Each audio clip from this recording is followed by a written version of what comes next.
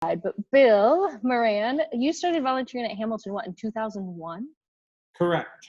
Yeah, that's a coming up on a big anniversary. Wow. You were an employee 2009, right? And he is presenting from his classroom at the University of Minnesota. So it's like an adjacent Hamilton. It's an extension of the Hamilton offices. And like I said, you're going to show your personal work, which is really exciting. You've got a demo, a presentation, and just some chatting with us, right? Cool. Yes, all of those things are correct, unless I fall down and break my laptop, which I don't. That won't happen. It'll be smooth sailing. Well, hi everybody. It's nice to see all of this. You are the size of a postage stamp on my computer right now. As Stephanie said, we are in B22, the letterpress studio here in St. Paul, Minnesota. I teach the history of the alphabet in a typography class here at the U, and I've been doing that for a while. I'm going to take you to the most important room, of course. So this is where the record and book collection resides, because that's the important stuff if you're going to be printing. So anyway, this really beautiful Chandler and Price hiding over here in the corner. That was part of my grandfather's shop originally, and then my dad took the shop over from my grandfather, and Jim took the shop over from me. And about half of the equipment that's in this space right now is my personal equipment, and so I lend it to the University of Minnesota. The students get to use it. A couple of my students are on today, waving at those nice college students. Thank you for joining, everyone. And yeah, I want to talk a little bit about my letter bug work, and I've been doing that for, I don't know, I think it's probably at least 20 years. I've exhibited them at a number of printing museums in Europe. I had a nice exhibition at the Haley Gallery down in Nashville, and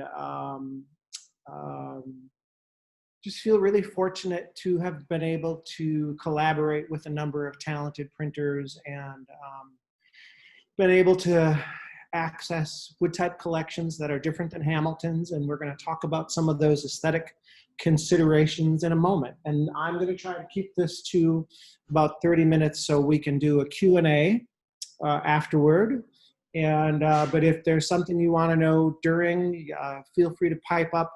I'm not much of a multitasker, so me watching the chat feed while I'm trying to talk is just not something that I'm physically capable of. So yeah, let's do a quick screen share here. If you guys do have any questions, you can also put them in the chat, and I'll be here to moderate and make sure those get brought up. But please later feel free to chat and ask it out loud once we're into the question and answer and chat time. Is everyone seeing full screen now?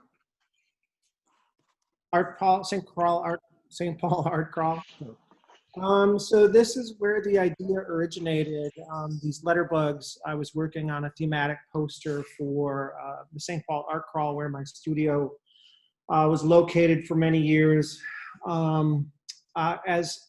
Just to be clear, I live and work in St. Paul, but I'm over at the museum a couple times a month, and then working, teaching part-time and working for the museum part-time, but we are broadcasting from St. Paul, Minnesota. So this was the impetus for this idea, was trying to come up with a visual pun for the words art crawl. And it got me very interested in kind of a spectrum of letter forms and type treatments. On one hand, you can be really whimsical about it with these commas embedded in the letter D, and these are more fantastical, a little more on the playful side, but trying to find something that is bug-like. And that's on one end of the spectrum. The other end of the spectrum is doing things that more mimic insects proper. And I don't have really strong feelings either way. I like what both of those can bring, but sometimes good typography, sometimes the printing press, sometimes a skinny ink brayer can give you tools that you design too. And so when you're working on personal artwork, it's nice to establish rules, and it's also nice to be able to break those in a meaningful way. So here are some greeting cards that I did. And when I began these, I wanted them to be made only of foundry and wood type. And I was fairly strict with, all right, I'm only going to make bugs from the type that's in my collection. And I'm fortunate that not only do I have my family's collection, but also a body of wood type and metal type that I've collected over the past 20 years, give or take. So the bugs can also be more complex. And so one of the things that I'm doing as I'm building these bugs is I'm choosing letter forms for this bee that you see here, the beginnings of this bee in the background. But then if I didn't have letter forms that I wanted to be in a particular shape, I could simply take plywood, cut the shape into the plywood that I need, and then fill it with wood type in the sort of in the style that Jen Farrell is doing with her beautiful ampersands. And it's nice to be able to make the letter forms that you don't have, or better still, to make the letter forms that you may have, but they aren't the right size. And so these plywood forms are very helpful. And here you see some bug eyeballs. And, you know, I get asked a lot by printers, well, what happens when you're done with those? You got to throw all that type back in. And one of the decisions that I made early on was, no, I'm actually going to hold on to these because I have plenty of these Gothic fonts in a variety of sizes. And so the font choices were important because I wanted something that was sort of fuzzy and insect-like for these letter forms. So this is the nice thing about having a good type collection, is you can afford to take 12 or 15 of a given letter form. And here you see a bug in progress where those two circular eyeballs that we were just looking at are on a nearly finished print. The legs are done with a skinny brayer technique, and I'll demonstrate that in a little bit. And what you see here is this really beautiful coin of sorts with a binder strip around it. I got these from Daffy Kuhn, but you can take letters and clamp them together essentially. And as you see here, the print is on the press bed. The process is upside down. And one of the things that gives me is the ability to place type in a more careful way. You do have to be careful because printing in this way is much harder on the type. You don't have the support of the locked up form in order to place those things. But for the edition sizes that I was doing here, it was, I was getting better results by hand applying the letter forms to a piece of type that's already on the press bed. So here you see a couple of before and afters in terms of how you can do specialty inkings on these circular forms, and then adding antenna to these bugs. You see a letter S there, two letters S, and those become the antenna. And there's a slightly different version of it. Ben Blount commented this morning, I think, about the fact that these are X-ray-like. And so I like the transparency. I think that's part of the charm of these things, and really figuring out when to use overprinting, how to use overprinting, etc. Here's the finished bee. And again, you can see the legs drawn with ink brayers. But then you design layer by layer. And so I'm thinking about how to get the various pieces of type placed within the bee form. Here's another work in progress, 2 vinyl records shimmed up to type high. You can see the paper mask that goes around the perimeter, and you'll see the finished results of this in a second. So by being able to hand ink directly on the vinyl records, you can get these butterfly-like wings that are using found objects. And yes, vinyl records were harmed in the making. So I chose albums I didn't like. Did they have any specific, like, was the title of the songs maybe specific? Indigo by Ellington, yeah. No, that's a good idea. I'll have to start doing that. So you start. Iron Butterfly would have been good. Say that again? Iron Butterfly. Oh, nice. Here's the series of the bees. These are all 18 by 24 inches, give or take. The edition size was, I believe, 40. Here's another close-up of the butterfly there.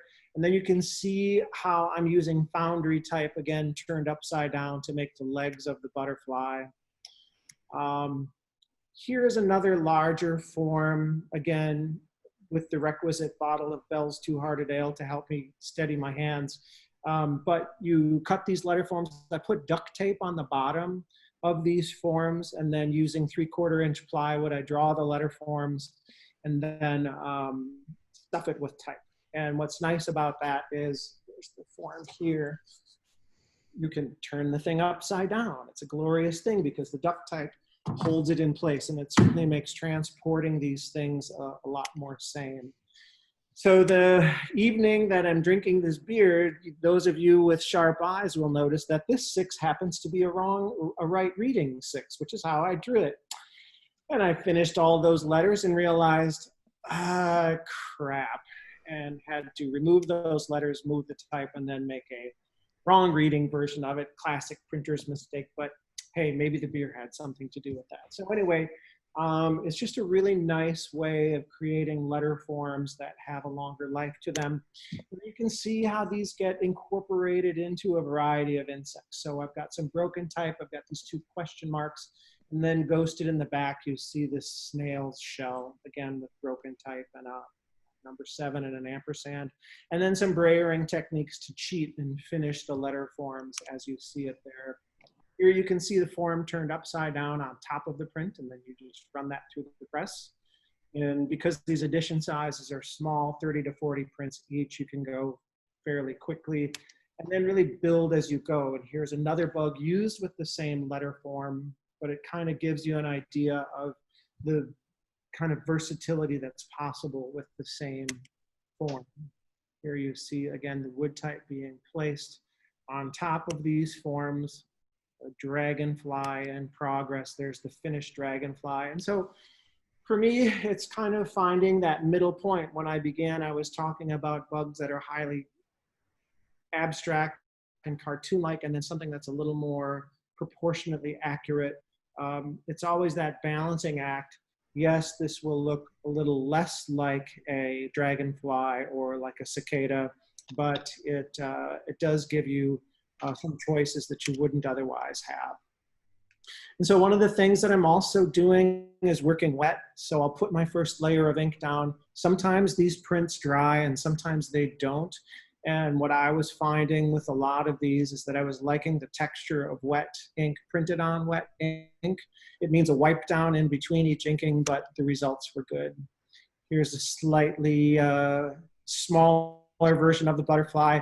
The Mott the Hoople 45 record here, it was cracked. I just have to put that out. I would never have printed with a Mott the Hoople out record if it hadn't been badly damaged. So there's the 2 butterfly wings. There they are, masked again. And then you just simply pull away this stencil for the inking and then add the bodies of the type in at the end there. And sometimes it's nice to keep these really simple, right? It's tempting to go into more detail sometimes, but other times it's just nice to be able to keep things really lyrical and just keep it very, very simple from an image choice standpoint. Again, some more process images in terms of getting those O's tilted at just the right angle. Yes, you could do this in the proper way of locking up the form on the press bed and tilt them and do that lockup. But because these edition sizes were so small, this was just a far more practical way of getting the wing placement just right. And then the same thing with the legs. You're taking foundry type and you're placing it on the bodies of these things. There's nice letter forms. I don't know that I have the good finished ones here. Yeah, you'll have to take my word for it. Anyway, so here's a finished one. This one made a nice cameo on Sandro Berra's Together in Isolation tour. Sandro has been a very generous collaborator with Hamilton. We are sister museums, and so it was nice to be able to do this White Fly series for Tipoteca. And then, of course, there's inspiration around us everywhere we go. So insects outweigh humans on the planet by 300 to 1. And so I have this sort of philosophical idea of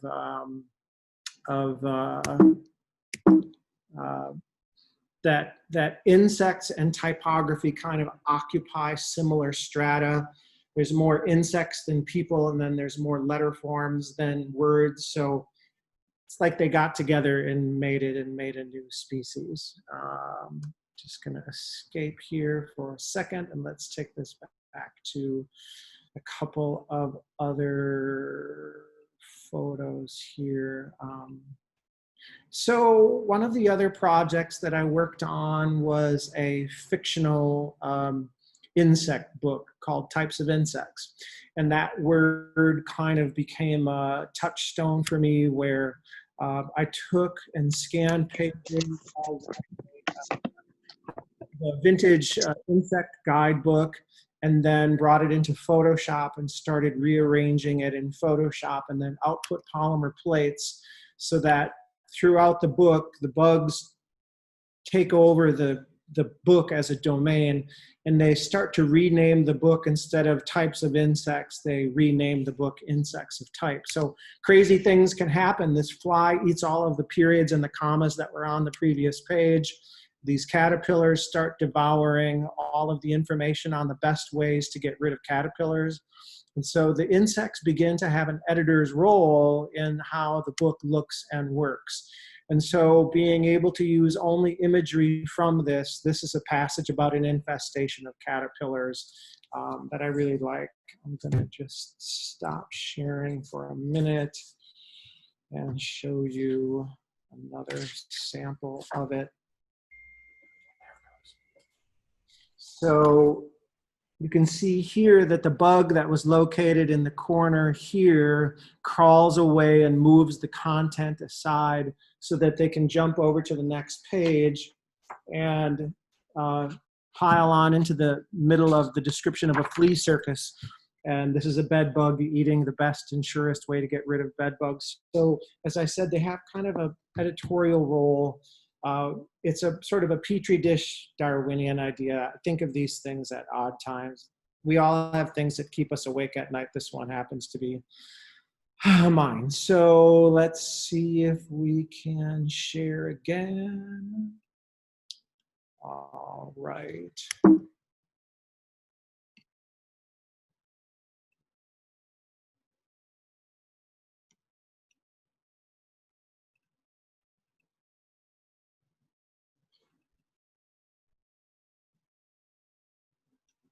Sorry.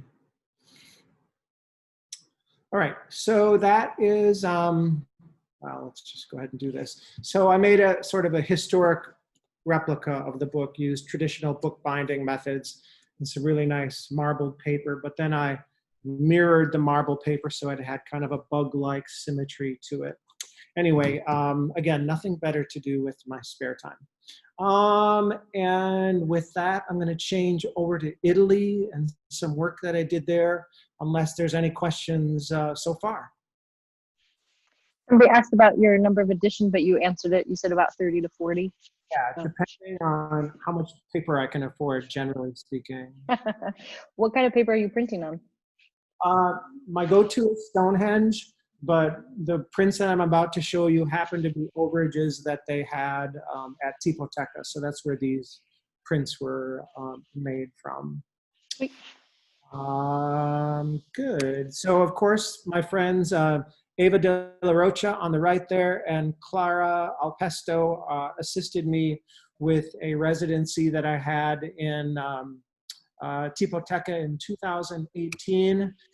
And one of the things that I wanted to do was to explore their letter form collection and try some mirrored printing to make the bodies of the bugs.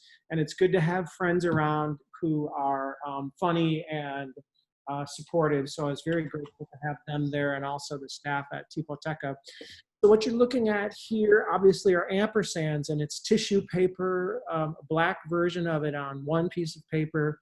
And then this ampersand here, the darker one, is printed on tissue paper and then superimposed on top of that. And what's nice about that tissue paper technique is you can really jockey things around without having to do proof after proof after proof. So the way I was approaching these bug bodies, if you will, is I was trying to find the most interesting shapes that then when you mirrored them, they made even more interesting shapes. And so again, going back to that spectrum, these are definitely on the fantastical side. They were simply what was a beautiful shape to make. And so these are all awaiting bugs and heads and antenna. So I'll just walk you through some of these letter forms. You can see this beautiful Art Nouveau G that's then turned backwards on itself. And again, trying to find things that felt bug-like as I was working. And so certain letter forms are very easy to work with. Certain shapes that had compelling counters. This letter 8 printed backwards on itself is just stunning. And this beautiful Futura letter G, we'll be looking at that one more in just a few minutes. This one is really nice. Again, just being able to have full access to Tipoteca's catalog, looking at the variety of shapes. And what Tipoteca does is they print A, B, C of a given font. And so often you're having to project what the letter O will look like. And so that was a really fun exercise to have to limit your thinking, limit your work, and be able to say, okay, how will these shapes look like when they're superimposed on each other?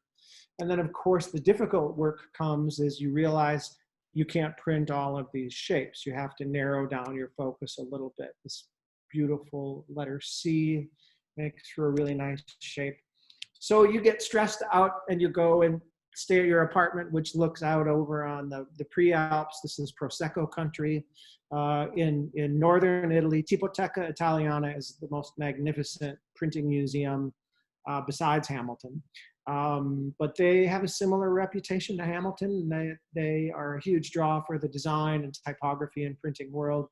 And so we feel very fortunate to have a sister museum relationship with them. So you think and you think and you stare off in the hills and you drink a little bit of Amaro while you're thinking, and then you go back to print the next day. And so what we're looking at here is the press bed of the letter G that's simply printed backwards on itself. And so the paper that Tipoteca had in their collection from Overruns, some really nice, there's a variety of different paper styles and colors. But then I started choosing colors that I thought would be a good fit for this. I'm red-green colorblind, not seriously red-green colorblind, but enough that it's nice to have friends like Clara and Ava helping out with color choices and some of the orientation issues here. And so one of the things that happens when you do these, generally speaking, is these letter forms are going to appear in the center of the page if you're using a work and turn approach. And work and turn became a way that I increased the predictability of it. You can be making subtle changes. You don't have to print all the addition of 40 and then waste 5% of your set in order to be able to print another one. You can, if you do work and turn, you can adjust the position as you go and then ink up your first color, wash up the press, and then simply turn the form and print it the other way. And for me, that's become a really important way of working. And so here you're seeing some of these letter form combinations in the finished ink. While I was at Tipoteca, this gives you a little bit of an idea of the streetscape. This is right down the street from Tipoteca. So you're looking at, now you're just looking north to 2 blocks away is where the museum is located. And it's just an exquisite place. I'd show you the inside of my apartment, but it was really messy that day, so I'm not going to show you the inside of my apartment. But anyway, these are some of the color combinations, and again, I'm responding to the paper colors with ink colors, trying to find things that were going to be especially compelling.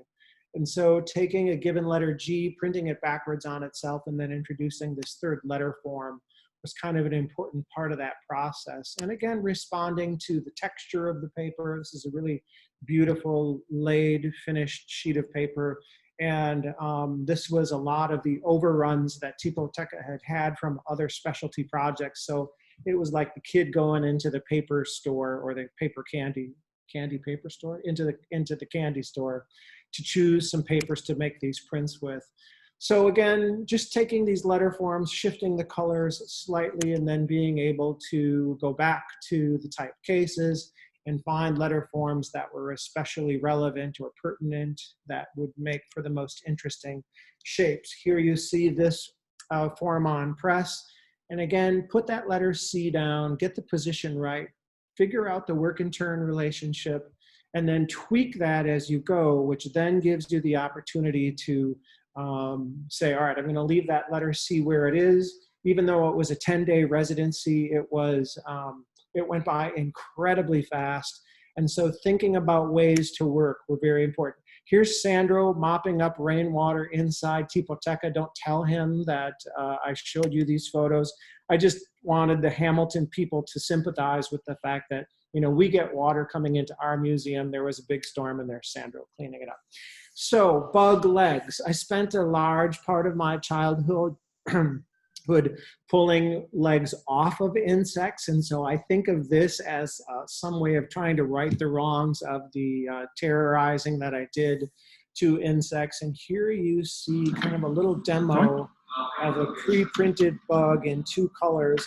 And then you just take that skinny brayer and you make these forms. Sometimes you start from the interior of the bug. Sometimes you start from the exterior of the bug. But just that simple rocking shape gives you these kind of nice articulated shapes that I've kind of become very fond of. So you get an idea of how the bugs go on that. And of course, the team at Tipoteca, we've got Ele Faquin on the right and Sandro in the middle and me with about 6 days of beard. Actually, that's about 6 hours of beard going on there. So that group of people over there are just the most magnificent collaborators a guy could ever ask for. And so felt very lucky to be able to go to Tipoteca and work on that body of images. And one of these days I'm going to finish them. So I think what I'm going to do is give a quick demo on the Vandercook for another way of working. And then we'll open it up to questions, unless there's questions now. There's a couple people said, so the edition is varied, right? Because of the hand work? Yep, handwork, but also I didn't know how much paper I was going to have. So it was strictly based on the paper size. The first group of bugs, I really wanted to work under 50. So I think 50 is the high end, 30 is the low end. Oh, and do you ever mess up a bug when you apply the legs? Yeah, I do. Messed up in your eyes might be perfect in someone else's. Well, I mean, I know what I like and what I don't like, and there's some of them that I'm willing to sell as part of the editions, but yeah, sometimes something happens. But also, it's a form of calligraphy in some ways, or it's calligraphic-like, and so you commit and you gotta make them, and you know that every one you screw up is one you can't sell. True. I think a demo is good time for a demo. Yeah.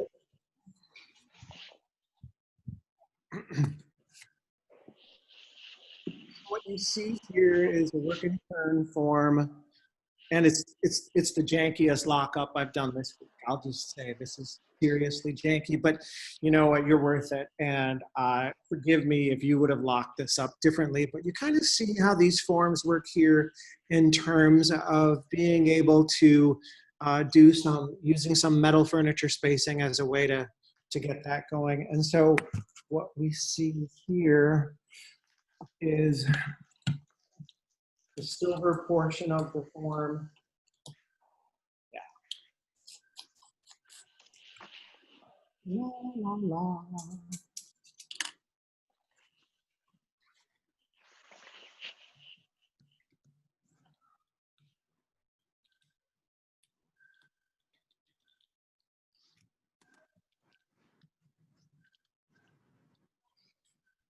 And again, because of the way I'm handling these shapes and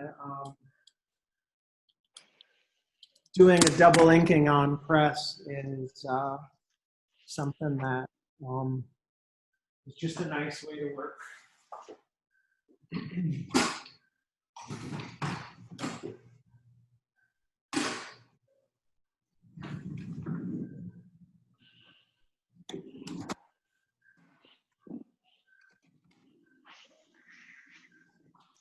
And then a lot of times I'll reprint these without inking, just because I like the layered effect that I can get with.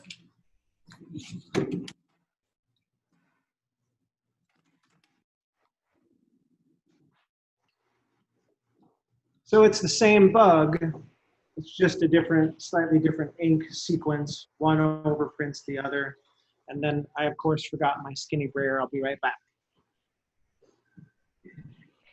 I like this layout. We should just like sit at the end of everybody's Vandercooks and get little like tours around, see what you're printing. When the carriage comes at you, it's always exciting. Is it going to hit the computer? Is it not? All right, back with the skinny brayers.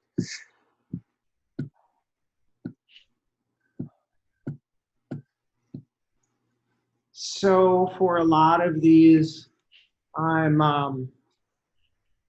using my make ready as a way to test what the shapes will be. Just going to start with a blank sheet and kind of show how those letter forms can work.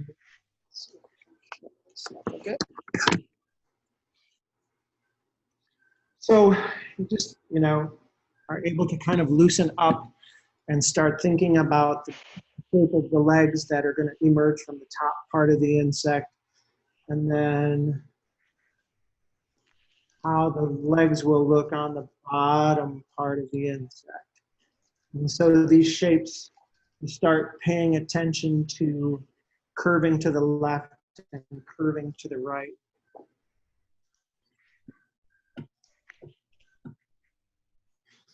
You're also looking at insect anatomy in terms of, well, where do the legs originate? And the fact is that most of the legs originate around the center of the bug's body. But again, you have to sort of cheat and take your best guess with where those will go. And I can tell you now that this would be one I throw away.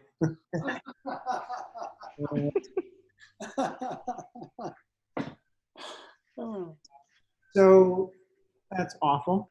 But then you get a couple under your belt and you start being more mindful of where you want the wiggly parts to begin.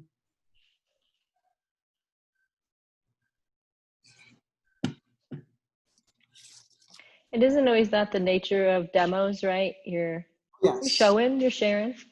Yeah, right. Yeah, these are awesome.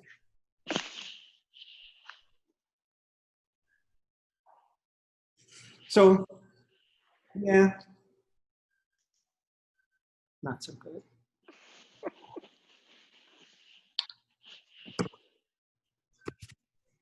So, yeah, I think it's just part of what I wanted to talk about today was the fact that the point of departure can be whatever you want the point of departure to be. And so as I was working on some of those earlier bugs, the rule that I set for myself to only show, only use foundry type for the bug parts, that was a good self-imposed rule, but then pretty soon all the bugs have the same antennas, or all the bugs have the same looking legs. And so experimenting with that brayering technique kind of opened up a doorway in terms of how I wanted to work. And then you decide that you're going to break the rule. So, and it's nice to be able to work, being that it's independent work. It's nice to be able to just approach it the way that you want to approach it. So, and I think that's all I have. I'm happy to open it up for questions if you would like to ask them. Or Steph, if you want to be the official question moderator. Yeah. And actually, I'll moderate one, and then I like it when people chat and talk. It's a nice conversation. But there was one question. Ray Nichols wanted to know, when you roll the legs, is it hard or soft brayer? Soft brayer. And Bill, do you get those at McLean's, or where are you finding your tiny brayers? I was lucky enough to snag them from the local art store here when there was a printmaking conference, and I was able to buy them there. So they're a hot commodity. They are fairly hard things to be able to find. I see that Selene just wrote me a note. They're available at a place here in New Mexico called Tacach, and I've seen them in their catalogs. But yeah, the Tacach ones are really amazing. nice. Any other questions? Good morning, Selene. Good morning, Brian. How do you spell Tacach? Takachi or CH? Somebody will put it Yeah, on. that's right. Spelling and talking. I mean, technically spelling is talking, but anyway.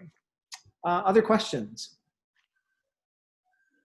Go ahead. There was an actual question.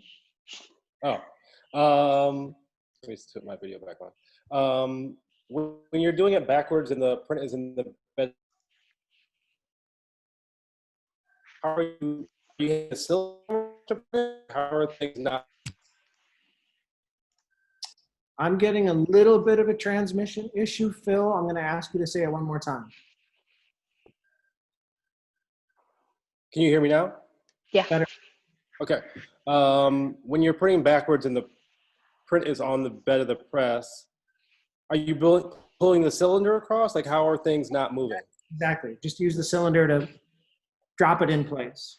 Do things not move? How do you lock up the type? They move. Oh, okay. You just move a little bit and it's fine. Just it's go slow, and know that you're going to have a spoilage rate of 10% or whatever. Oh, okay. So you're saying I never have to lock up type again? But as we all know, the type is somewhat vulnerable when it's not locked up in a form. Right. So especially for those smaller metal pieces of type, those things want to bounce around depending on how they did the kerning in those metal pieces of metal type. So it takes finagling. And then I'll show you one other technique that you can do within given letter form. That the head on that spider got two colors of ink. So the black part that sticks out over the head was painted partly or inked with black ink, and then the upper part of it is gold, and you can split the colors and divide it in that way. And so it's janky. How's that for a, yeah. It's a good word.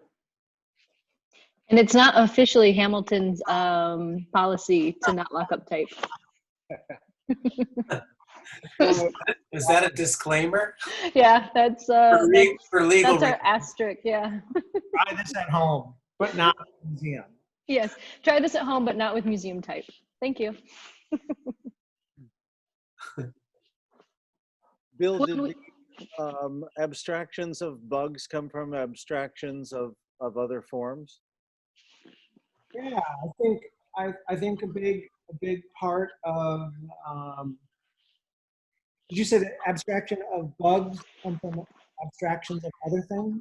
In a way, I'm looking at your broken type, and I see pieces being used that become shapes that maybe ideas enter the mind that this can be another thing. Yeah, absolutely. I think that substitutability of letter forms. You want to be able to, is that a letter A or is that a spider cat? And that, that's kind of what Deborah Butterfield does as a sculptor. She's a huge influence on me. And, how do you make these into other things? And so the abstraction using parts of the letter forms, that's kind of that lends itself well too. And so we often get something that's improperly printed in press. And then you tilt your head sideways, and you go, well, that's kind of cool. I wasn't trying to do that, which is, of course, why it happens. But yeah, it's definitely abstractions of letter forms. Whether you're inking part of the letter form or stretching the letter form or smudging it, sky's the limit. Thanks. Hey, Bill, I had a question. Hey, when you're working upside down with the sheet on the bed of the press and you're taking individual letters and are you actually pressing the letters that you hand braid onto the print, or do you run the press? Yep, that's a good question, Tony. So I'm going to do a historical reenactment here. If I were going to be printing on this form, I would ink the type. I would simply set it on the letter form in that way. And again, don't try this at home. And then you simply take the cylinder over it, but you also have to use, and I won't finish the proof here, but that's simply how it's done. And it's I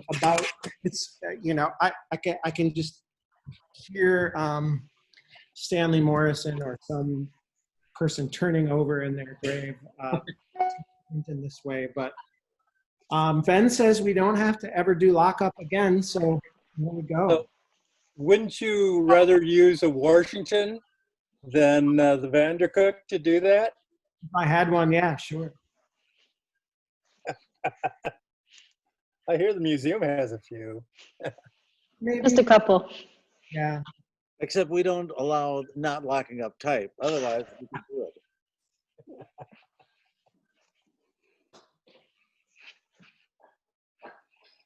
Does this mean we all have to swear that we won't, that we will always lock up our type? Well, I solemnly swear. could you just simply lock it up in a small chase and then put it upside down in the Washington? Would that satisfy with Hamilton? And I have done that. Let me go get this beautiful key that I often use. But it is a fun way to play and explore. I know Lead Graffiti, you do the workman style, right? You've done workshops on it. Lindsay Schmidl has done that as well. Yeah, we've done a bunch of those workshops, and especially nice when you're using the iron hand press. We do it with a lot of kids, and kids just love the iron hand press. I mean, sometimes it takes 3 of them to pull the handle, but it really works wonderfully with them. And it's mechanical and it's big and there's things happening, so that's great. And they can see their work so quickly. Oh, it's adult stuff, with that thing, especially with the number 5. I mean, it's just kind of monstrous. This is the it's like it's a coin, but it's not a coin. It's a lockup form. So this is heavy duty camera. And then what you can do is you can release the lock, pull this band out, put it around 2 or 3 letter forms or any form you want, and then lock it up again and simply ratchet this little spiral here, and it'll hold those letter forms in place. So whenever I'm doing 2 or 3 letter forms that I want to have always have the same orientation and the same color, I can lock them up using that. Is that a real thing or a handmade thing? It's real. They're Swiss, if I'm not mistaken. I bought like 6 of them from Daffy Kuhn a few years ago. Hold it up to the camera really well. It has a little pawl on there that will keep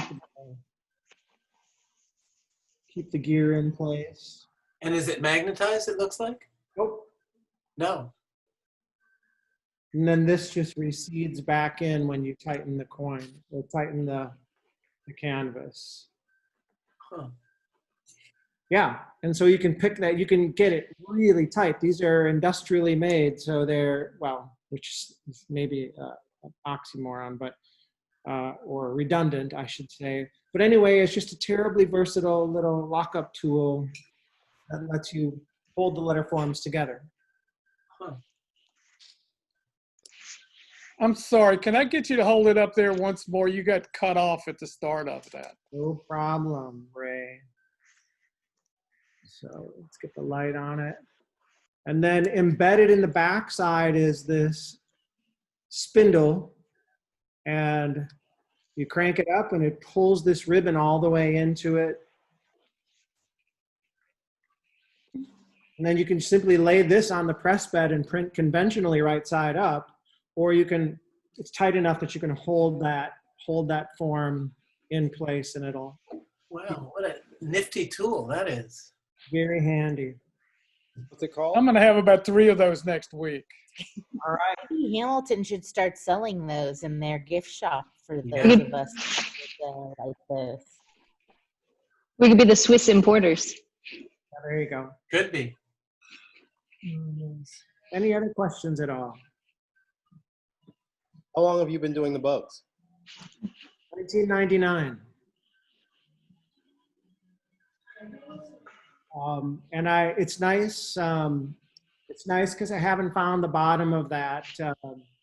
There's just no end of experimentation that can be done with those. And I think about variations on a theme. Gee, maybe I should do animals like the Bembo Zoo.